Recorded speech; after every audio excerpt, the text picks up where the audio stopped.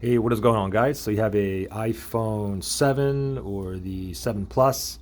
I'm going to show you how to turn the lock clicking noise on and off. Okay, so right now I have it on, so every time I lock my phone, you're going to hear that. Okay, let me go ahead and do that again. So you lock your phone, you hear that. Okay, so to enable it or disable it, I mean, first thing we got to do is go into your settings here, and then from your settings, you want to go down to where it says sounds and haptics. Tap on that and then scroll all the way down.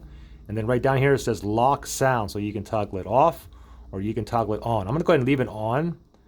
And now, I mean, because the sound is on, now even if I put the volume all the way down to mute,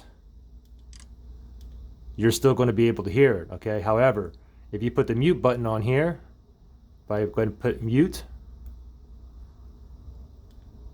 now there is no locking sound. Okay, so if I go and unmute it, I'll go ahead and press back up. And now the sound's going to come back when I lock my phone. Pretty simple. I hope that helped you guys out. Guys, thanks for watching.